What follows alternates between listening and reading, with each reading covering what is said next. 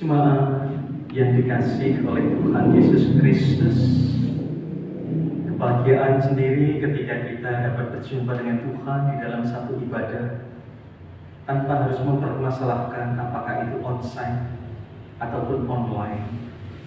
Tetapi Allah menginginkan di dalam satu persekutuan kita dengannya, berjumpa di dalam relasi antara kita dengan Sang Pencipta dengan tema memelihara kesatuan roh.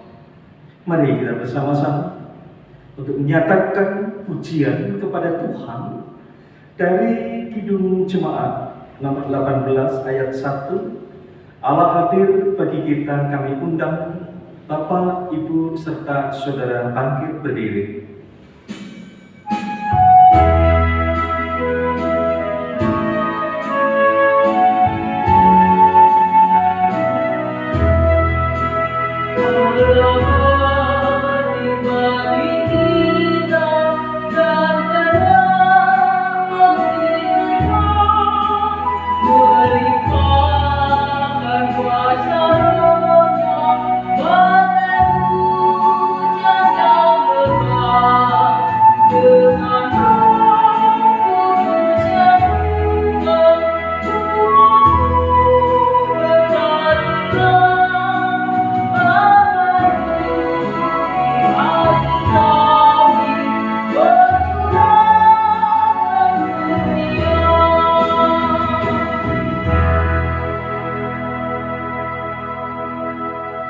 Jemaat yang dikasihi Tuhan, mari kita kuduskan ibadah pada saat ini di mana dalam hati kita masing-masing mengaku demikian. Ibadah minggu ke-10 setelah Pentakosta ini berlangsung di dalam nama Allah Bapa, Anak, dan Roh Kudus.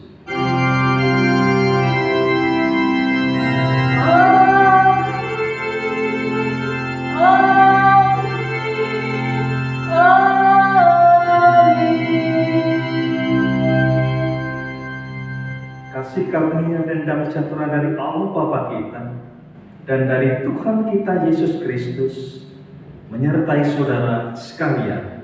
Dan menyertai saudara juga. Silakan duduk kembali.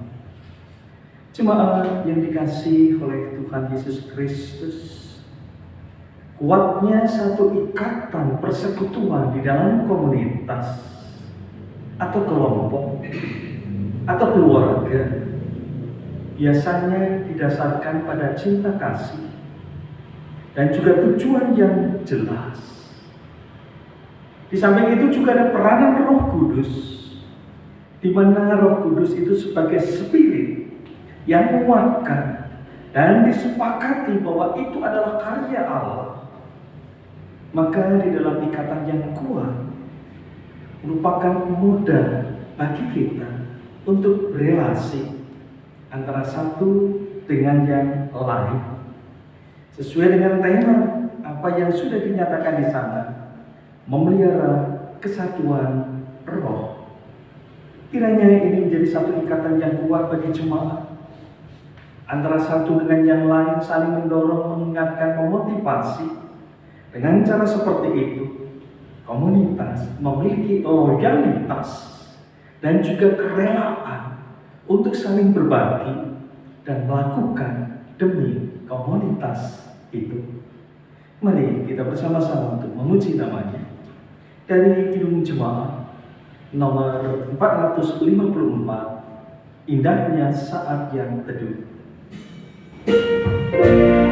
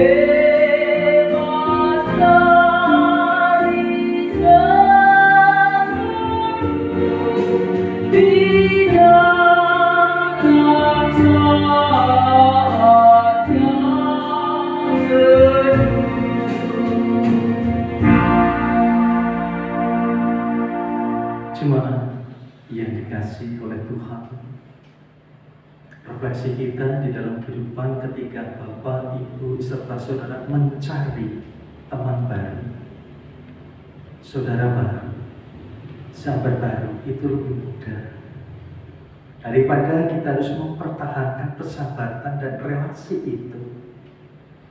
Coba bayangkan ketika Bapak, Ibu, serta saudara berteman, berelasi dengan orang lain di dalam satu komunitas. Tidak usah yang besar saja, yang kecil. Di dalam keluarga. Apakah setiap harinya, dari minggu ke bulan, bulan ke tahun, dalam keadaan damai sejahtera tanpa konflik? Tidak mungkin. Kadang-kadang ada satu konflik, entah penyebabnya apa. Bisa dari diri sendiri, anak, suami, istri, atau pihak ketiga. Ini menunjukkan bahwa mempertahankan itu lebih susah daripada mencari. Ketika ikatan itu merenggang, tindakan yang tidak pas merusak hubungan, bagaimana itu akan kita lakukan sebagai proses rekonsiliasi? Sejauh mana Bapak dan Ibu dapat menempatkan semuanya itu dalam konteks yang benar? Dan kita sadar, sebagai manusia punya kelemahan, ada kelebihan. Dan di dalam kelemahan dan kelebihan seperti itu, kalau saat ini kita mengaku bahwa terjadi satu hal-hal yang kurang berkenan di hadapan Tuhan, mari kita bersama-sama untuk mengaku di dalam doa. Saya mengajak Bapak, Ibu, serta saudara untuk berdoa. Mohon belas kasih padamu ya Allah. Ketika di dalam kehidupan kami terjadi satu benturan dengan orang lain dan itu menimbulkan luka, bahwa ikatan kebersamaan kadang-kadang merenggang karena tindakan ataupun ucapan yang salah. Oleh karena itu ya Tuhan, kiranya Roh Kudus menolong kami semua jemaat-Mu untuk proses perbaikan antara satu dengan yang lain, sehingga terjadi sebuah pemulihan di dalam komunitas, di dalam pribadi, di dalam kebersamaan, di dalam kesatuan roh. Maka kami berdoa saat ini dari Roh Kudus yang menguatkan kami agar kami mampu untuk menghayati antara satu dengan yang lain di dalam bagian kehidupan yang sama melalui cinta kasih Tuhan kami Yesus Kristus. Amin. Kita nyatakan penyesalan yang kita lakukan melalui pujian, yaitu pujian pengakuan dosa dari Kidung Jemaat nomor 36. Kita nyanyikan bait yang pertama, dihapuskan dosaku.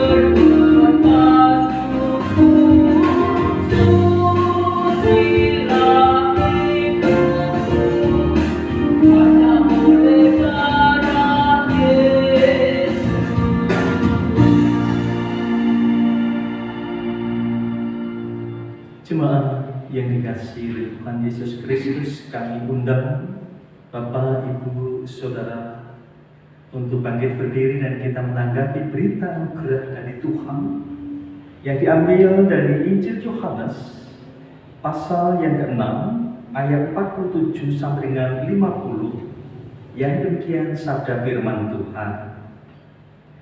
Aku berkata kepadamu, sesungguhnya barang siapa percaya ia mempunyai hidup yang kekal. Akulah roti hidup.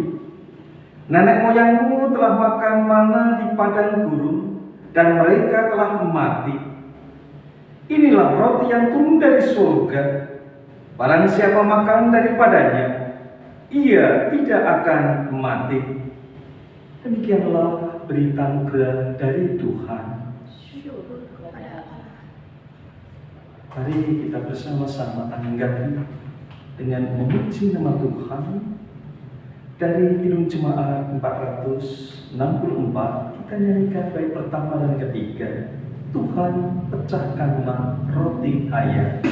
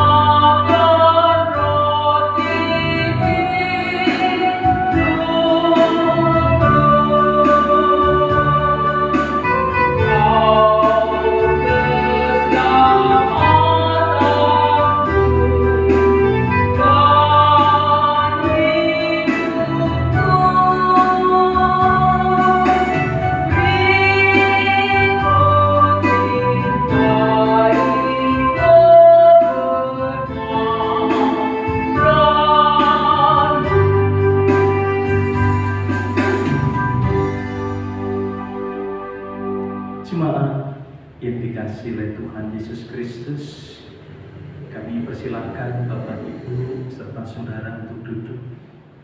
Dan sebelum kita bersama-sama untuk merasakan sabda firman Tuhan, mari kita berdoa. Kami ajak Bapak Ibu serta saudara untuk berdoa. Kami bersyukur kepada-Mu ya Tuhan, jikalau saat ini ada ruang, waktu, kesempatan perjumpaan dengan Engkau. Engkau yang adalah Allah kami, memandang kami sebagai anak-anak-Mu, yang tidak pernah membiarkan kami hidup di dalam kesendirian. Terbukti pada saat ini ya Tuhan, meski kami hidup di dalam pandemi COVID-19, Engkau senantiasa menyertai kami dengan segala berkat-Mu. Terlebih lagi pada saat ini Engkau memberikan sabda firman. Berfirmanlah ya Tuhan, kami semuanya siap mendengar. Engkau rapi hamba-Mu ya Tuhan, manusia yang berdosa, supaya kami boleh menundukkan diri di dalam otoritas kekuasaan Tuhan. Dengan cara seperti itu sabda firman ini sesuai dengan kehendak-Mu. Engkau berkati jemaat-Mu yang mendengar ya Allah, dengan Roh Kudus agar kami mempunyai kesempatan mengkhususkan diri beberapa menit ke depan untuk mendengarkan sabda firman. Berfirmanlah ya Tuhan, kami semua siap untuk mendengar. Amin. Jemaat yang dikasihi oleh Tuhan, bacaan pada saat ini ketika kita memasuki bulan kebangsaan, bulan Agustus, diambil dari bacaan Injil Yohanes pasal yang ke-6 ayat 25 sampai dengan 35. Lembaga Alkitab Indonesia memberikan judul Roti Hidup. Ketika orang banyak menemukan Yesus di seberang laut itu, mereka berkata kepadanya, "Rabi, bila mana engkau tiba di sini?" Yesus menjawab mereka, "Aku berkata kepadamu, sesungguhnya kamu mencari Aku, bukan karena kamu telah melihat tanda-tanda, melainkan karena kamu telah makan roti itu dan kamu kenyang. Bekerjalah, bukan untuk makanan yang akan dapat binasa, melainkan untuk makanan yang bertahan sampai kepada hidup yang kekal, yang akan diberikan Anak Manusia kepadamu, sebab Dialah yang disahkan oleh Bapa Allah dengan meterainya." Lalu kata mereka kepadanya, "Apakah yang harus kami perbuat supaya kami mengerjakan pekerjaan yang dikehendaki Allah?" Jawab Yesus kepada mereka, "Inilah pekerjaan yang dikehendaki Allah, yaitu hendaklah kamu percaya kepada Dia yang telah diutus Allah." Maka kata mereka kepadanya, "Tanda apakah yang engkau perbuat supaya dapat kami melihatnya dan percaya kepadamu? Pekerjaan apakah yang engkau lakukan? Nenek moyang kami telah makan mana di padang gurun, seperti ada tertulis, mereka diberinya makan roti dari surga." Maka kata Yesus kepada mereka, "Aku berkata kepadamu, sesungguhnya bukan Musa yang memberikan kamu roti dari surga, melainkan Bapa-Ku yang memberikan kamu roti yang benar dari surga. Karena roti yang dari Allah ialah roti yang turun dari surga dan yang memberi hidup kepada dunia." Maka kata mereka kepadanya, "Tuhan, berikanlah kami roti itu senantiasa." Kata Yesus kepada mereka, "Akulah roti hidup. Barang siapa datang kepadaku, ia tidak akan lapar lagi. Dan barang siapa percaya kepadaku, ia tidak akan haus lagi." Demikian sabda firman Tuhan. Yang berbahagia adalah kita yang mendengarkan sabda firman Tuhan, memasukkan di dalam hati, serta melaksanakan di dalam kehidupan hari lepas hari. Haleluya.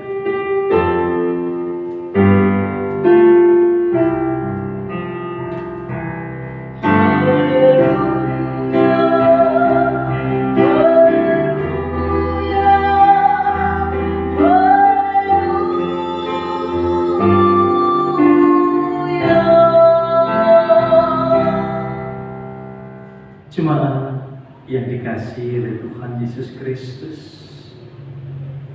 bagaimana kehidupan di dalam keluarga Bapak dan Ibu?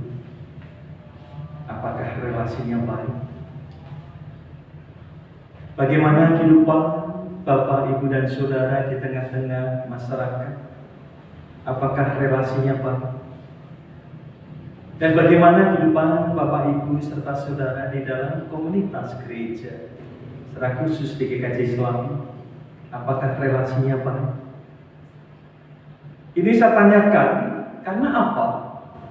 Hubungan antara kita dengan orang lain itu terus berjalan, dan kadangkala tanpa sadar, tidak disengaja keluar ucapan atau perilaku tindakan yang tidak berkenan bagi orang lain. Maka di situ orang Jawa mengatakan pingget ati. Realitas terjadi di dalam kehidupan bahwa memelihara persahabatan, memelihara persaudaraan itu lebih sulit daripada kita mencari contoh bagaimana kehidupan relasi suami istri di dalam keluarga, atau relasi antara orang tua dengan anak dalam keluarga. Bukankah sudah puluhan tahun? Apakah selalu hidup di dalam damai sejahtera tanpa ada satu konflik? Tentu tidak mungkin. Karena kita manusia, ada kelemahan. Tapi permasalahan yang muncul adalah apakah ketika terjadi satu konflik, muncul pemikiran sesaat mengatasinya dengan cara bercerai. Mengatasi masalah dengan bercerai. Saya kira itu juga bukan langkah yang bijaksana kalau itu terjadi di dalam kehidupan rumah tangga. Dan kehidupan seperti itu juga terjadi dalam kehidupan masyarakat ataupun bergereja.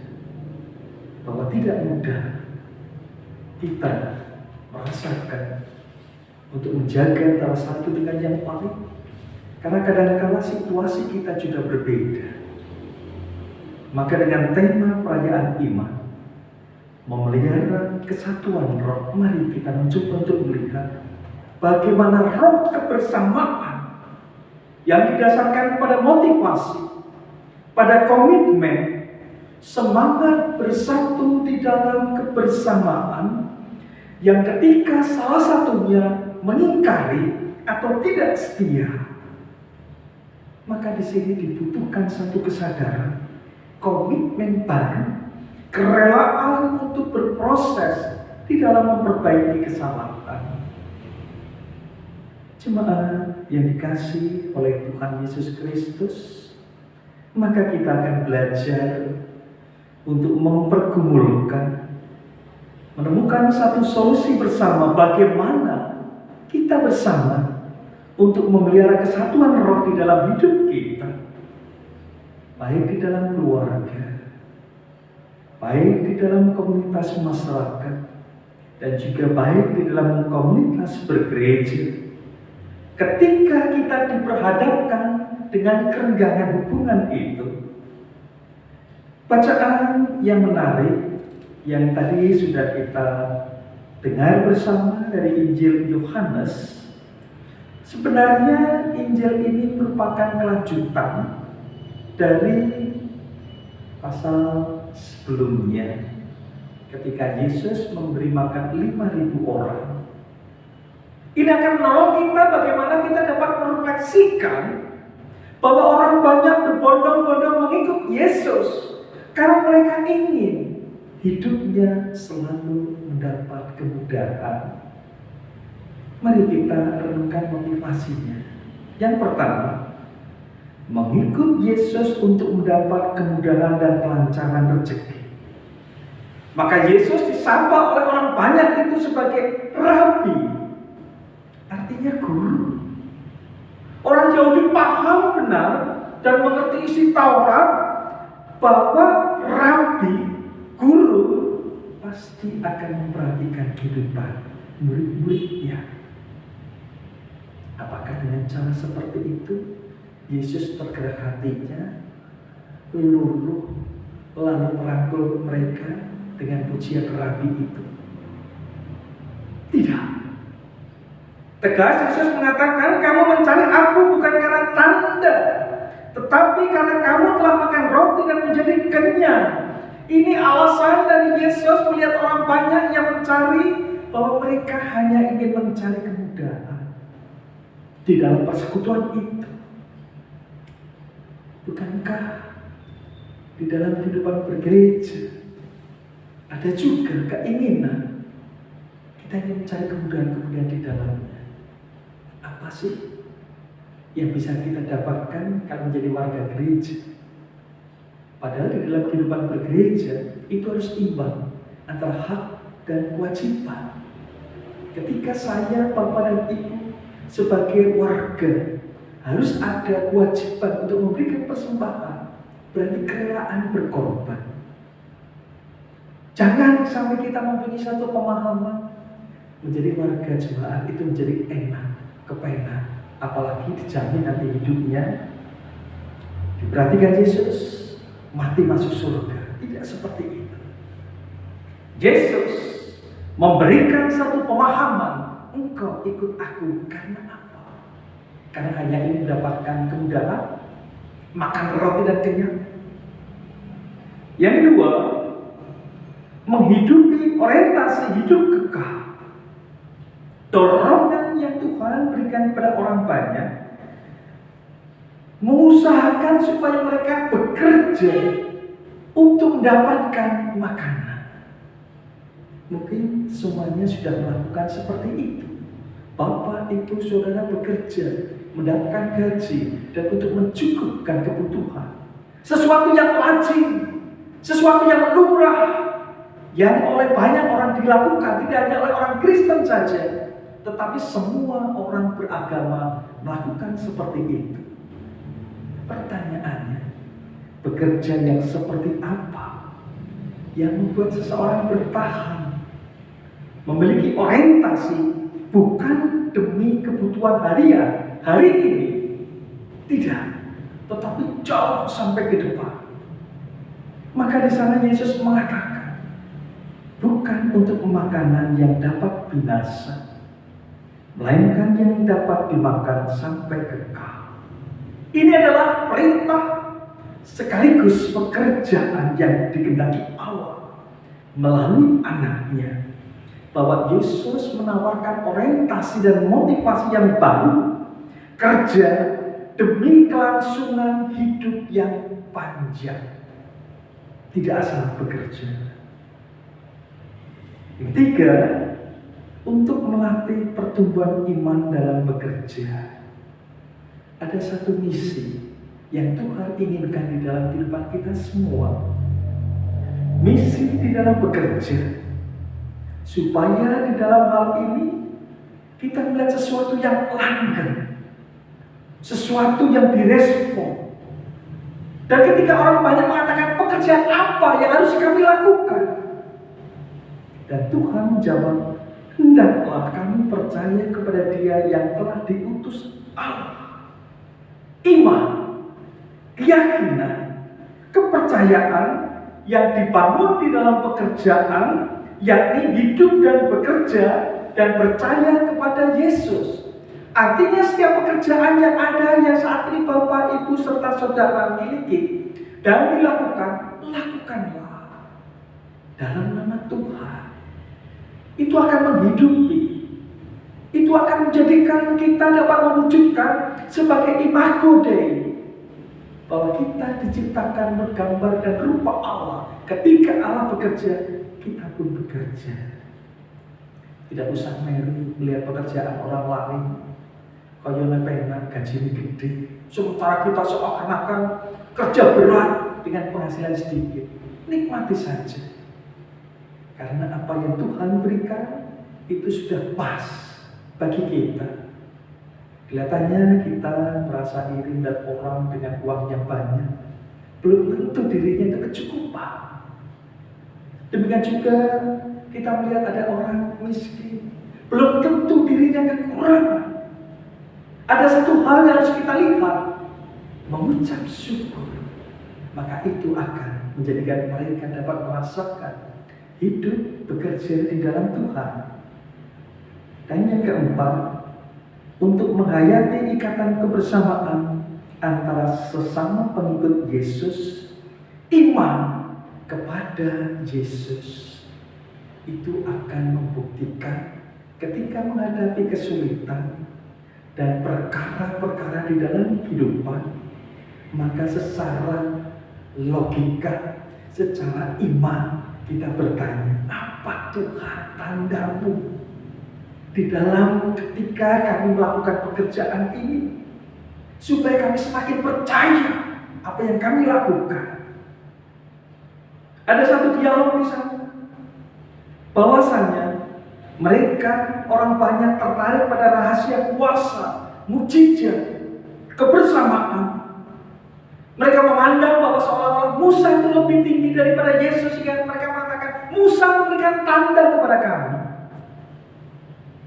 Roti mana diberikan kepada mereka, dan Yesus mengatakan itu bukan jaminan bahwa tanda itu adalah di dalam diri Yesus yang mengatakan, akulah roti yang hidup. Jadi bagi kita semua memandang Yesus tanpa harus kita mencari tanda yang lain. Allah yang menyertai kita, yang diibaratkan oleh Rasul Yohanes sebagai roti yang hidup, akan memelihara kita. Maka untuk memelihara kesatuan di dalam roh, baik keluarga, gereja, kita didorong untuk mengolah kesadaran diri, menghidupi kebersamaan di dalam kesatuan roh. Sumber berkat adalah Yesus, dan relasi kita dengan Allah dilakukan dengan cara yang sederhana, mengamini kuasa Yesus supaya kita hidup di dalam kesatuan keluarga, yaitu keluarga Allah. Roh itu yang menjadikan kita tahu kehendak Tuhan. Kalau pengajaran di dalam Injil ini bercerita tentang akulah roti yang hidup, maka pemahaman kita mengamini Yesus Kristus seperti itu membuka pikiran kita di dalam Roh Kudus dan mengajak kita supaya kita ikut ambil bagian di dalam relasi antara satu dengan yang lain, di dalam mendukung orang lain, di dalam menolong orang lain, di dalam memotivasi. Dan pergumulan antara satu dengan yang lain berbeda. Betul, kita satu keluarga di dalam gereja, ikatan keluarga yang sama-sama percaya pada Tuhan, tetapi pergumulan kita berbeda, persoalan kita berbeda. Bagaimana kita melakukan bersama untuk mewujudkan, memelihara kesatuan roh antara satu dengan yang lain, saling menopang dengan kemampuan yang ada. Maka ini panggilan kita untuk memelihara sekaligus menopang antara satu dengan yang lain yang diikat di dalam satu kesatuan roh, Allah, roti yang hidup. Amin. Jemaat yang dikasihi oleh Tuhan, kami undang Bapak, Ibu, serta saudara bangkit berdiri di dalam ikatan iman kita pada gereja sepanjang abad, orang percaya sepanjang abad. Mari kita bersama-sama untuk mengucapkan pengakuan iman rasuli. Kita berdiri dan kita menghayati dengan cara seperti ini. Kebersamaan ikatan roh itu terjadi. Aku percaya kepada Allah Bapa yang Maha Kuasa, Khalik langit dan bumi, dan kepada Yesus Kristus anaknya yang tunggal Tuhan kita, yang dikandung daripada Roh Kudus, lahir dari anak darah Maria, yang menderita di bawah pemerintahan Pontius Pilatus, disalibkan, mati dan dikuburkan, turun ke dalam kerajaan maut. Pada hari yang ketiga bangkit pula dari antara orang mati, naik ke surga, duduk di sebelah kanan Allah, Bapa yang Maha Kuasa, dan akan datang dari sana untuk menghakimi orang yang hidup dan yang mati. Aku percaya kepada Roh Kudus, gereja yang kudus dan aman, persekutuan orang kudus, pengampunan dosa, kebangkitan daging, dan hidup yang kekal. Kami persilakan jemaat untuk duduk kembali dan kita akan bersama-sama di dalam ikatan kesatuan roh untuk berdoa syafaat. Mari kita berdoa. Puji dan syukur kami panjatkan kepada-Mu ya Tuhan, oleh karena Roh-Mu ya Allah, kami dipersatukan di dalam relasi keluarga, relasi masyarakat, dan relasi bergereja. Ikatan di dalam roh itu yang memotivasi kami untuk mempertahankan kebersamaan di dalam roh yang sama. Maka kami berdoa ya Tuhan, pada saat ini untuk saudara-saudara kami di dalam kehidupan badai pandemi COVID-19, tidak sedikit yang meninggal, tetapi banyak juga yang sembuh, dan saat ini ada juga yang terpapar di dalam proses pengobatan. Kami mengimani ya Allah, Engkau tidak pernah meninggalkan kami, sehingga segala karunia dan rahmat-Mu menjadikan kami memiliki pengharapan untuk proses pemulihan. Tidak hanya di dalam masalah pandemi COVID-19, tetapi juga alam semesta, relasi antara kami, relasi antara Engkau, sehingga di dalam hal ini Tuhan kami berserah penuh di dalam Engkau. Kami berdoa Bapa untuk jemaat-Mu yang merasa letih lesu dan berbeban berat, mereka yang terluka, mereka yang gendam, mereka yang marah oleh karena berbagai macam masalah. Tuhan, kiranya Engkau memberikan Roh Kudus melembutkan hatinya, menguatkan, sehingga jemaat-Mu boleh menghadapi setiap permasalahan dengan baik, mengucap syukur di dalam kehidupannya. Kami berdoa ya Tuhan, untuk jemaat-Mu yang sakit, yang tidak dapat kami sebutkan mereka satu persatu. Pengharapannya ketika Engkau menciptakan manusia dalam keadaan baik, tentu di dalam hal ini proses pemulihan akan terjadi di dalam rahmat-Mu saja.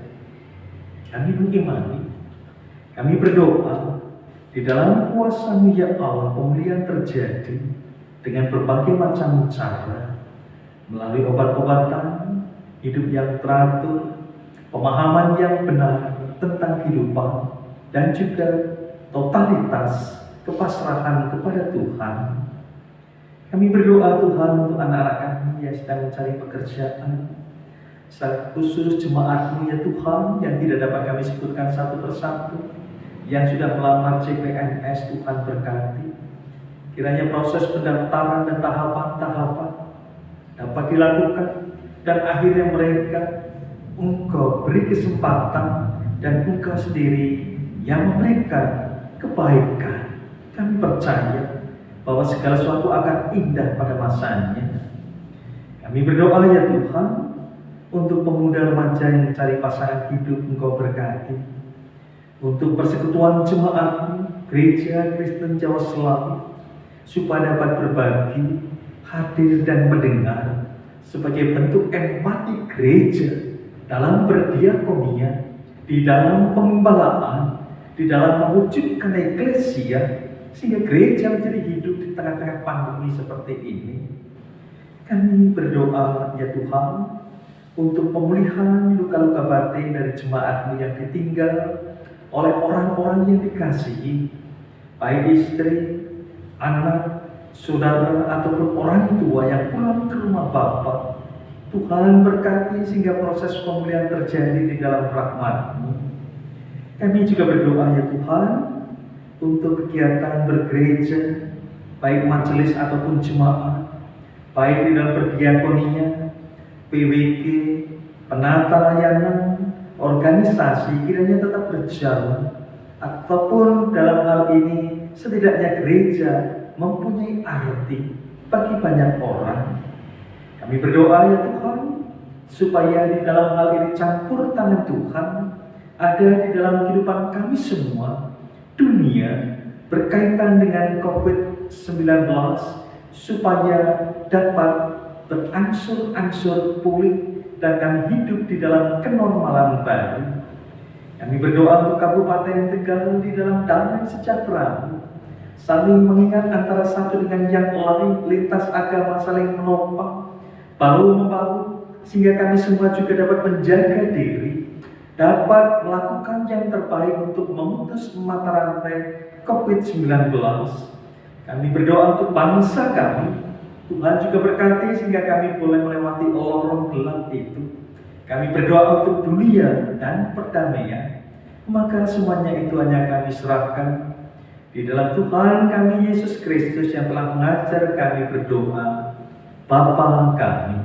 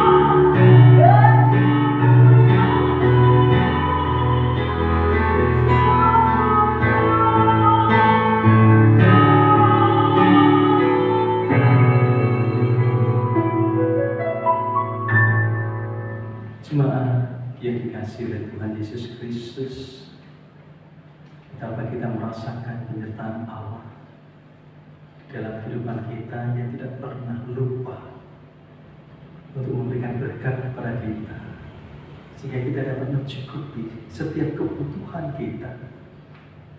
Bahkan pada saat ini Tuhan memberi kesempatan supaya kita semua memberikan persembahan, dan kita dengan sukacita melakukan berdasarkan dari 2 Korintus pasal 8 ayat 12. Allah berfirman demikian, sebab jika kamu rela untuk memberi, maka pemberianmu akan diterima. Kalau pemberianmu itu berdasarkan apa yang ada padamu, bukan berdasarkan apa yang tidak ada padamu. Rasa syukur itu mari kita wujudkan di dalam memberikan persembahan sekaligus kita memuji namanya. Dari Kidung Jemaat 393 bait pertama, Tuhan betapa banyaknya.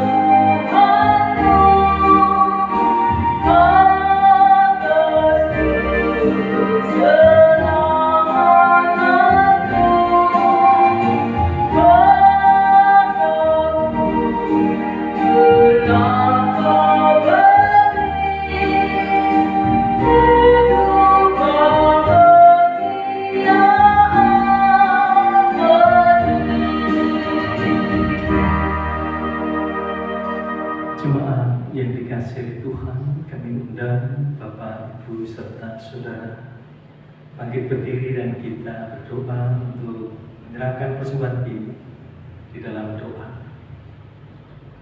Kami bersyukur ya Tuhan, dengan penuh sukacita jemaat memberikan persembahan. Kiranya di dalam hal ini ada proses pembelajaran bagi kami semua untuk memberikan yang terbaik untuk Tuhan. Kalaupun ketika kami menyadari di dalam mencari nafkah terselip dosa, Tuhan ampuni, sehingga apa yang kami persembahkan Engkau kuduskan untuk memuliakan nama-Mu ya Tuhan. Kami berdoa ya Allah untuk setiap orang jemaat-Mu yang mencari nafkah, biarlah Tuhan berkati sehingga segala sesuatunya benar di mata Tuhan. Dalam Yesus Kristus kami berdoa dan mengucap syukur. Amin. Kami persilakan jemaat untuk duduk kembali, dan di dalam relasi kita antara satu dengan yang lain menjaga kebersamaan supaya ada Roh Kudus, sehingga di dalam kesatuan Roh itu kita hidup bersama. Kita membutuhkan orang lain dan kita tidak bisa hidup sendiri. Maka ini yang ditekankan, supaya Roh Pemersatu itu menjadikan kita bisa adaptasi dalam situasi dan kondisi. Pulanglah dalam keadaan sejahtera, dan kita nyatakan segala sesuatunya bahwa hidup kita dipakai oleh Tuhan. Pelengkap Kidung Jemaat 274 bait pertama, pakailah waktu anugerah Tuhan.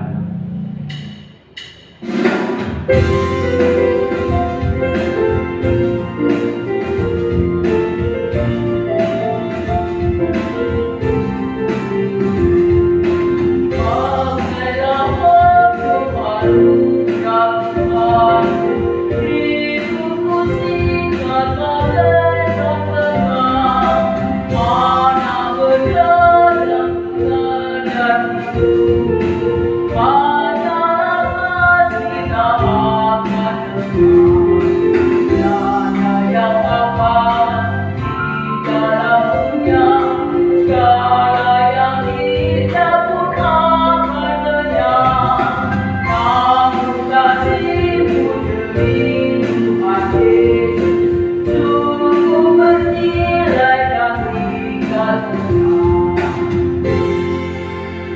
Pulanglah dengan damai sejahtera dan terimalah berkat Tuhan. Allah sumber pengharapan memenuhi saudara dengan segala sukacita dan damai sejahtera dalam iman saudara, supaya oleh kekuatan Roh Kudus saudara berlimpah-limpah di dalam pengharapan. Amin.